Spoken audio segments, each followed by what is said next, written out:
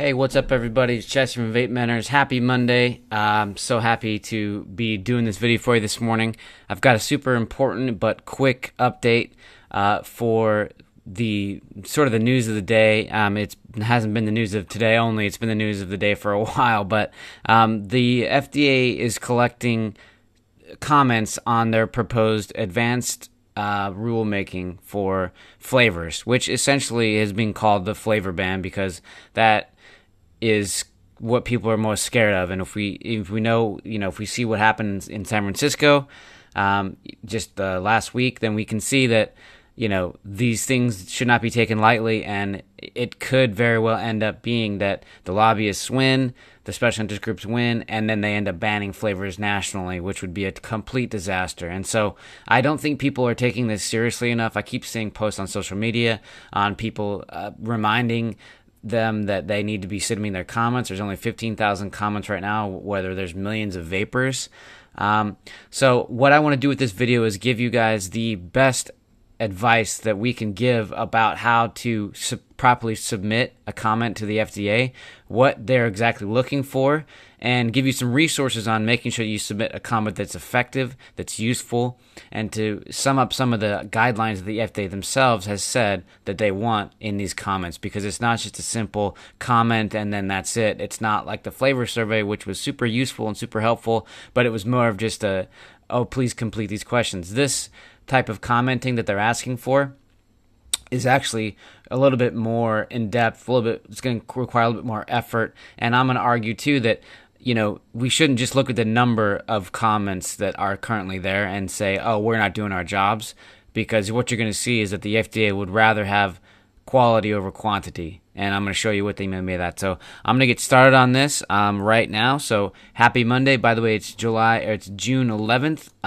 2018. I can't believe it's already halfway through the year. But hey, it's a beautiful day, and I'm glad that it's summer. So I'm going to get to this presentation here. So I wrote an article, by the way, on VapeMentors.com about that this morning, about how to properly submit a comment, summing up all of the FDA's what they've said in their own words. And so I'll provide a link to that article, as long as with a bunch of other resources that I'm going to go over at the bottom of this video. Whether you're on Facebook or on YouTube watching this, you'll be able to get those links. So first thing I want to go over is, and by the way, this video is intended for you as a vape shop owner or e-commerce shop owner that wants to get your customer to go do the comment. This video is intended for you to be able to send to them and say, hey, watch this. This is how you do the comment properly. Have them read the article. The goal is to help your customers submit the comment, because we've all done the comments, but customers may not know how or even where to do the commenting. And so this video is intended to help them, guide them through the process. And that's why I'm going to talk about what is the ANPR. It stands for Advanced Notice of Proposed Rulemaking. I'm not going to get too far into it. It's super boring. Basically, when the FDA says, hey, we have the right to regulate this certain thing, but we haven't made any rules yet specifically about what we're going to do to regulate it, they go through this period of advanced notice of proposed rulemaking where they take public comment, and then they take those comments and they say, okay, well, based on these comments, we'll make the rule like this. And so the idea behind the comment period is for you, the consumer and the business owner, to get your voice heard so that you are not left in the dust. And by the way, Stan Glantz from University of San Francisco, he's commenting on this. And every single other vaping detractor group or tobacco harm reduction group or tobacco, Kids Against Tobacco group, they're commenting on this right now. So this is going to be the how-to on how to comment properly. So what are you exactly commenting on? I sort of just mentioned that. The FDA wants to regulate tobacco flavors. And like I said, if they do what they did in San Francisco, it means it could mean that they're going to ban all flavors, which would be a disaster for the vape industry. That's exactly what we don't want to happen. And the comment period is supposed to protect that. So I'm going to get into next, like, what does make an effective comment, and this is a combination of my own personal opinion on effective copywriting and also what the FDA and Scott Gottlieb has said about what they're looking for in a comment. So I'm going to read this for you real quick. So this is from the FDA. This is what they want you to comment on and what specifically they're asking for in terms of what comments they're looking for. So the FDA is looking for the role that flavors play in initiation and patterns of tobacco use, particularly among youth and young adults. The role that flavors may play in helping some adult cigarette smokers reduce cigarette use and or switch to potentially less harmful tobacco products. The role that flavors in non-combusted tobacco products may play in quitting combusted tobacco product use, quitting all tobacco use, or starting to use more than one type of tobacco product. Consumer perception of health risks and addictiveness of flavored tobacco products, whether certain flavors used in tobacco products present potential adverse health effects to users or others, and the impact of local, state, and international efforts to restrict the sale or marketing of flavored tobacco products. So you see some normal themes in there. They're talking about kids, preventing youth tobacco use, and all those things that we kind of expected, but you should feel a little bit hopefully relieved that they are mentioning the role that flavors play in helping adults quit, and that they aren't leaving that idea in the dust just for, throwing the baby out with the bathwater to protect the kids. And so that's what we need to hit really hard on these topics. I have my opinions on what you should write the topic on, but ultimately what you're going to discover by the end of this video is that you need to write on the topic that you know that you can have the most effect in. And so read over, go back and rewind maybe and read over these topics again, or go to the blog post and read those there and decide which one you really want to hit home on and go and crush that one. Don't try to comment on every single one of these topics, because you don't have enough room really in the comment thing, and it's too much. The FDA said just focus on one or two issues that you specifically know are very impactful for you and that you can have an effect on. And so, one of the things, for instance, you could pick on, instead of, a lot of people are going to be saying, oh, flavors help me quit. Okay, maybe pick the one that says we don't know what effects diacetyl might have when you inhale it through a vape. That's very valid point. It's a point of big contention. If you know about that, pick that one and really, really hit that one home. So that's what you should take away from those slides. The do's and don'ts. This is my quick tips on what to do and what not to do when submitting a comment. Do give the FDA data, not just anecdotes. Okay, so I'm going to read a quote from Scott Gottlieb in his press release that kind of goes over this, and he says, "Now I know anecdotes aren't the same as data, and the ANPR specifically seeks data on this issue, but these personal stories are important to me as we shape our overall approach to smoking cessation." So to be clear, they are asking for data. You need to put on your college essay hats. Go find some scientific articles, read them, understand them, and apply them to what they're saying and make the connections. This is not just a ranting and raving thing, okay, which I'm going to get into. So we have a list of scientific articles that are really, really very good, that's growing every day as people submit more and more. So we have a list of about 30 articles that you can read and comment on and submit to the FDA. So you do need to give them data. Now, what Scott did just say is that anecdotes are important in terms of context, so don't leave that out, but also don't focus only on anecdotes, okay? Like I said, do not rant and rave. I've looked through a few of the comments, and it took me about 30 seconds to find a comment that was just totally useless. I mean, we all know you're upset. We all know that this is frustrating. We all know that this sucks, but your opinion is just an opinion. It's not based in any reality that the FDA is looking for. And insulting the FDA, insulting the people trying to regulate the industry, as valid as it may seem, as valid as it may be, it's not effective in this case. So do not rant and rave. It's not the position for this. Go on Facebook and rant and rave with your friends. This is not the time to use those, and this is not the use of the comment, because one of the things the FDA says is this is not a vote. Okay, the amount of questions is not determining a factor in whether or not the regulations will change, right? So quality over quantity. I'll get that in a second. It does invite you to ask questions if you have them. On the submission form page, there's a big long document that goes over everything the FDA is using to make these rules and to open up this commenting period, and it's very exhaustive. They did a very, very good job of pulling in a lot of different scientific data, and it's very, very dense to read. So if you have questions about it, you need to ask them so that you are submitting a meaningful comment to the people to the FDA, okay? And the people reading the comments at the FDA. Do not use form letters or treat this as a vote. This is very specific.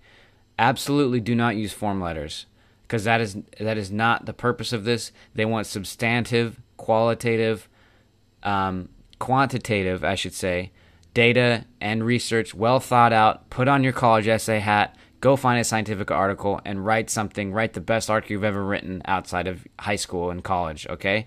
This is what they want. It's not a vote. Quantity will not beat quality. Form letters are the worst thing you can do.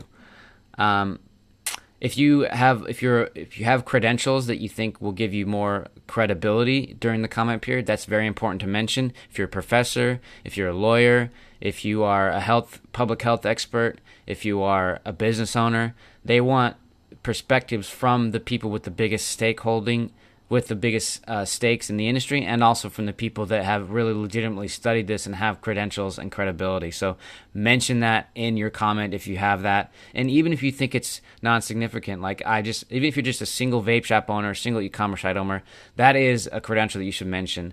Nothing is too insignificant, especially in this case. Do not submit a big pile of text with no spaces. I know this is kind of an interesting one to point out, but you have to remember that you are still writing to a person. Somebody, a human being, is going to be reading this at the other end at the FDA, and your job is to persuade that person to include your comment in the final decision. And the best way to do that is there are some best practices in copywriting. One of those that I really want to hit home is break up your text with a return key, with a paragraph spaces, okay? Don't just write a big, long text message. You've all received those big, long text messages from your crazy ex-girlfriend or whatever that is split up into 10 different texts, and you just look at it like, ugh, this is awful. That's not just you because you don't like reading. That's just basic human behavior. You need to put on your copywriter hat and try to make a persuasive and effective argument using very good best practices for copywriting. One of those best practices is breaking up your ideas into the most concise little chunks of knowledge that you possibly can. Use that space key and that paragraph key early and often, and really try to kick ass on this, okay? Which brings me to the next point. Do proofread your final comment, okay? The idea is for you to be credible, to sound smart, to sound well-read. You are not ranting and raving. You are trying to convince a human being that you are smart enough for them to hear your opinion and for them to also use that opinion in their final decision, which will be $1 billion to $1 trillion decision. This is a big deal, okay? It's not a vote. So proofread your final comment. There's an app that I have linked in the blog post called the Hemingway app. The Hemingway app is not just a spell checker. It's not just a grammar checker. It will tell you whether or not you have a run-on sentence, whether or not you need to break up the sentence into two different pieces, whether or not you're using an adjective incorrectly, whether you're using to and there incorrectly. All of those things which make people look really dumb on Facebook when they're arguing and they don't understand the basic grammar, okay? You need to proofread your final comment and make it smart and interesting for people to read, okay? If you are a business owner, a vape shop owner, a e-commerce site owner, e-liquid site owner, and you really need to get your customers involved in the commenting process, we have resources for you. I have an email template that you can copy and paste and just send out to your customer base, and the email is designed to encourage your customer to submit the comment and then give you proof that they submitted the comment, in which case you'll give them a 10% off coupon. So we all need to work together on this. Consumers are not taking this seriously enough. There's only 15,000 comments right now. And I know I just said it's not a vote, but still the other thing is that the votes, if you go and read the comments, they're all public.